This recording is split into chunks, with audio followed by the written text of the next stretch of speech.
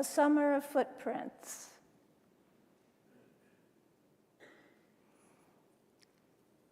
On this morning, as I said before, I will share with you not so much a sermon as a story. A story about my father, my cat, and my first church, and the footprints they've left with me. It is a story of love and loss, and also a story of honoring each of these three: father, church, cat. This spring and summer, I felt like I was walking in a labyrinth, disoriented, lost, alone, even though Alan and friends were with me. Alone, but I had to keep walking. I was in my hometown of New Orleans. While there, I was in a constellation of events, each one by itself, though difficult, manageable. Together, they were overwhelming. So I love New Orleans. It has put its footprint on me, as it has on so many others who have gone away and been called back by that city. The ancient oak trees with limbs that reach all the way across the street. The lazy afternoons, jazz and jazz and jazz. The French Quarter, food and food and food. And of course, the Mississippi, that old man river who just keeps rolling along. I even went so far as to buy a second home. The pull was so strong. When I was a child living there, I didn't have much to do with religion. I didn't go to church. And I think that might have led to my searching for meaning from a very young age. I wondered where my little friend Betsy went when she went to Sunday school, and why my little friend Melanie said they didn't dance or sing in her church because God said that worship should be unadorned. New Orleans is a Catholic city, and the nuns who had big white flying hats on scared me. I thought they were witches. And I was especially upset when I had to fill in forms that had little boxes marked for each thing. And there was one marked for religion, and I didn't have anything to put in there. My questions led my father, a truly Renaissance man, who always said he got more spirituality from the arts than from any organized religion. He began to look around for a church where he felt he could be comfortable. He discovered First Church, Unitarian of New Orleans. I was in about, I think, the 7th grade, and now I was happy because I had something I could put in that empty space. But I want to stop right now for a minute and say a few words about the history of First Church, New Orleans.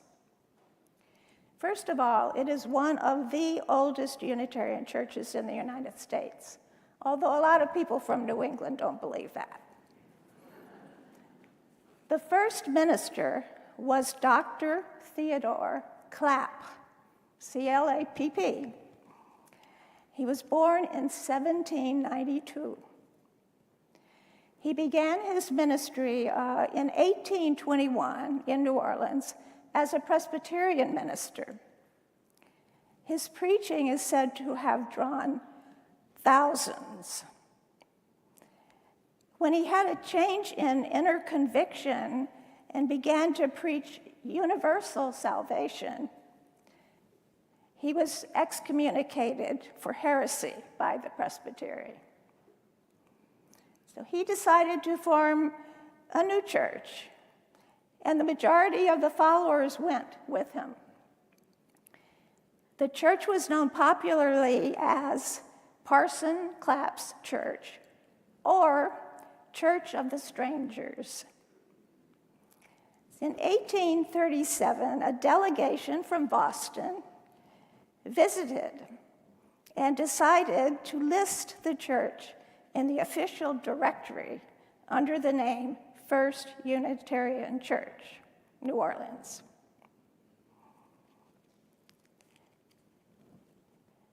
Parson Clapp and his congregants left their footprint on the city of New Orleans in many important ways.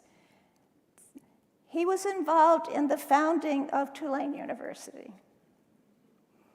Parson Clapp was involved in the creating of Touro Hospital, a major hospital to this day, and in setting up Touro Free Library. It is reported that when after he retired about 20 years after he began, and then in 1867, after 10 years of retirement, he died. And it's reported that literally thousands attended his funeral. It's in 1867. So I'm giving you such detail so that you can perhaps have a sense of the dismay I felt when I arrived in New Orleans last May, and found out that the congregation had just sold the church building, that building, because of inability to maintain it. They could not afford to live in use that building anymore. And I was told that I would be one of the last speakers in that church building. As part of saying goodbye to the church, they would like me, I was told, to speak about First Unitarian Church as it was when I was young. So back then, the church was in a different Frank Lloyd Wright-ish building, just a few blocks down the street from that church, which they bought later. At the time that I became involved with the church and my father became involved, it was a time of tension and unrest. The First Church stood up for integration. I believe my father was board president when the church was bombed. And a Molotov cocktail was thrown under the house of the then minister, Reverend Albert D'Orlando. Albert D'Orlando was thank goodness, I don't think he was the one who removed it, but someone removed it before it went off. But it was right under, apparently, the oil tank of his church, of his house. At that time, the Reverend D'Orlando was called before the HUAC, House Un-American Activities Committee. They claimed that he was a communist, although he never was. And my mother tells me that she was quick to pick up the phone when it rang in order to protect me from hearing angry hate calls, claiming my father was a in-lover and a communist. Despite all this disruption, I was happy. I had found a happy home in First Church, my first church. I was in the LRY, sang in the choir, was invited by the minister to read a poem in the service. I read Ode to a Grecian Urn by Keats. And I had a part in a play about Parson Clapp. It was a critical time in my life, and I had found a place where I could be myself, a place that appreciated my talents and gave me a chance to use them and share them with others. All of which were the beginnings of and groundwork for the pursuit of ministry. With this incredible history, old and more recent, I feel deeply saddened by the plight of First Church Unitarian Universalist, New Orleans, now. The congregation does have a plan and a determination to move forward, and an exceptional lay leader as president, moving them onto a temporary home in a Methodist church not far away. While I was there in May, as well as saying goodbye, everyone was packing up and making plans for storage. There was actually a sale of all kinds of books and glasses and everything else you can think of in way of getting ready to move.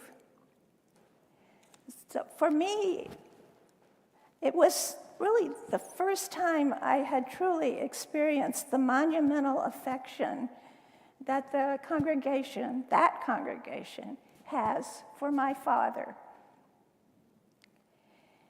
He was revered by many who had never had the chance to meet him. He was the incredible man who built by hand the beautiful altar table at the front of the sanctuary. Not quite this large, but maybe prettier, maybe more beautiful.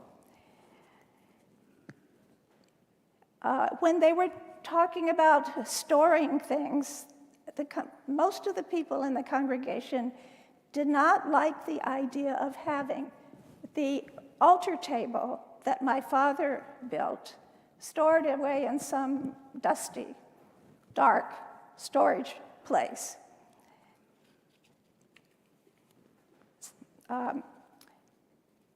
The table, I guess, had become really a sign of something very, very important for that congregation. There it is. That's my father's altar table. He built that by hand, just an evidence of another one of his many talents.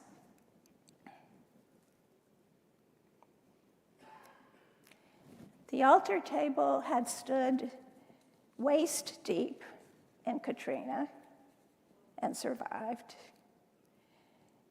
My father was also director of the choir at the church, composer of music for a church celebration, painter of portraits of members, restorer of stained glass windows saved from the original Gothic-style church. There have been actually 6 buildings of that church, starting with Parson Clapp's first church. And how much more my father did, no one knows. My father had left his footprints all over this building and the one that had gone before, this smaller Frank Lloyd Wright-ish building. quite a change from Wright, Frank Lloyd Wright, to that, well, we don't have the churches up there, but a very, very different kind of church. At the very moment that I had a real sense I was truly impacted by my father's, by the love of the congregation for my father, at that very moment, I watched the church being shut down. It had been sold. It is a crime, I thought, if this church with such a long and rich history is lost. A great sadness has settled over me, a fear that the entire congregation, which is the church, will be lost. So with all the packing and storing, the focus settled on my father's altar table. So many people told me how beautiful it is, how much they loved it. They didn't want to have it stored for who knows how long in a dark, dismal storage space. It's too beautiful to be locked in the dark without light, without air, one woman told me. The ripple effect of my father's footprints on others long after his death in 2004 was brought home to me in a way I had never understood before. Footprints can continue to live in the hearts and souls of others long after we are no longer here, and we may never know who or how we touch others. About this time, my father's footprints made another surprise appearance. I received an email from a person named Kirk, who is an antique furniture restorer living in Daphne, Alabama. He wrote this email to me asking me, or telling me that he had been given a trunk, a clothing trunk, that had been in a barn for some 30 years. And he was asked to restore it. It had a scene of the local surroundings painted on the outside of the trunk, and on the inside, the name Foster. So he had found my name in my father's, doing quite a bit of research. He found a Charles C. Foster in a New Orleans folk art registry. And he found my name in my father's obituary in the Times-Picayune. So he was asking in his email if this man was my father. The long and short of it is that I drove to Daphne, Alabama, to see the trunk. There it is. It turns out that my father was in the CCC, that is the Civilian Conservation Corps, when he was about 20. Each member was given a trunk to keep their belongings in. This was my father's trunk. Kirk loves it. He wants to keep it. He's not about to sell it. And if the Antiques Roadshow ever comes to a nearby town, he's planning to take that trunk and see what the value is, I guess. He's so proud of it. Again, my father's footprints have a way of showing up in unexpected places and making a difference. In the meantime, after my trip and so on to Daphne, I got an idea about storing the altar table. There it is. The idea that I got was to store it for at least 2 years. That's the length of time the congregation thinks it will need to find another real location for themselves, at least 2 years. So I decided that I could store it for at least 2 years in the little cottage that I had bought in New Orleans. So there's a very large entry room that had almost no furniture in it. In fact, the whole house has almost no furniture in it. And so I felt that the altar table could fit there. And I think it does look very beautiful. So I became the caretaker of my father's altar table. I was a caretaker of his footprint, in a way. And now for the hardest, and I'm still crying. I took my beautiful golden cat, Dove, with me on the summer of footprints. He had flown with me to New Orleans 2 times before, and he was a very good traveler, and it worked out just fine. But he was older. He had been with me, been my animal companion for 19 years. He remembered the house in New Orleans, and he seemed to be doing okay for a while. And I'm afraid I didn't pay enough attention. I didn't notice that he was getting thinner.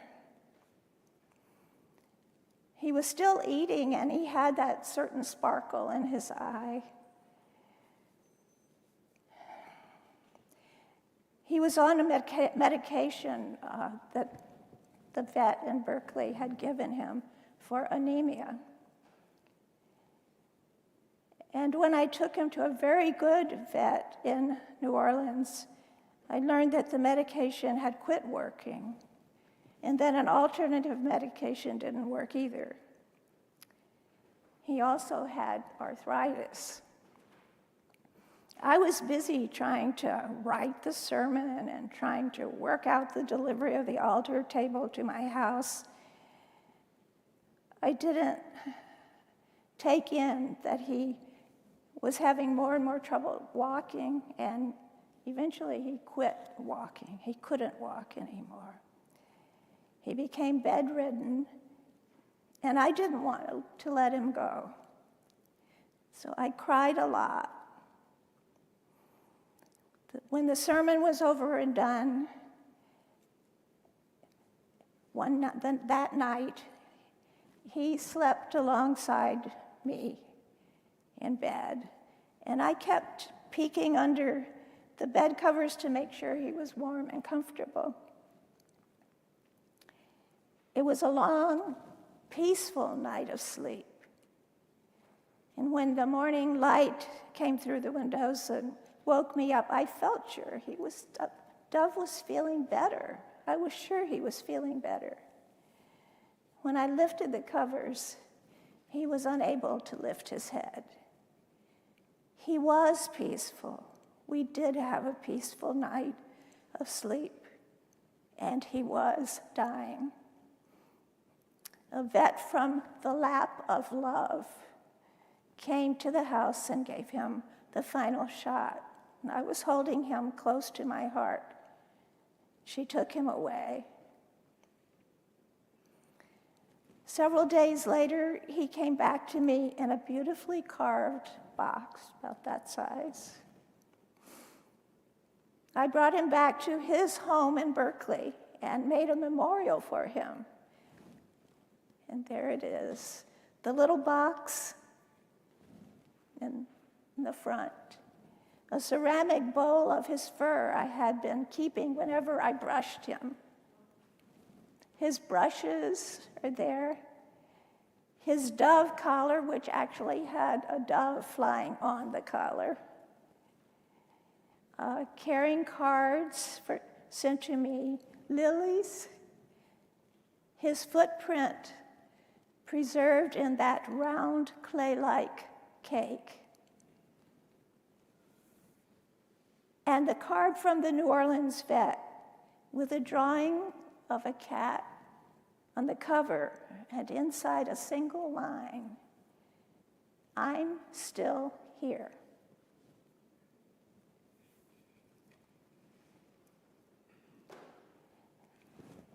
We all have our own footprints, ours alone. Some in sand, each and all of their own footprints in the world. Footprints and their rippling effects remain after we're gone as evidence of someone's or something's presence. They don't have to come in the shape of a foot. There are figurative kinds of footprints. They can come as a cat's paw, or a building like a church, or music, or artwork, or a word. But no footprints are lost in this interdependent web of existence. And we may never know when or how our footprints touch another and make a difference. The Japanese poet Basho, 17th century poet who was a master of the haiku, said on the Festival of All Souls, quote, "Never think of yourself as someone who didn't count."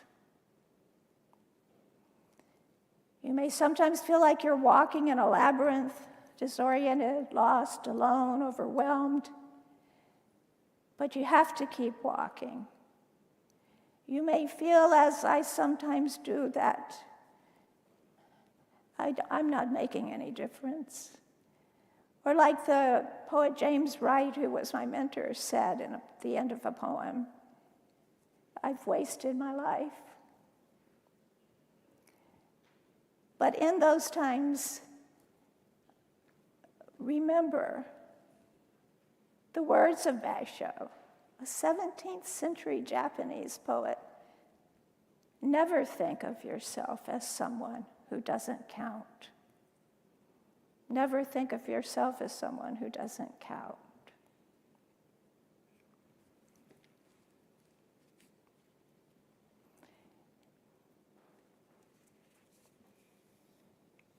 Where you are contains your divine footprint.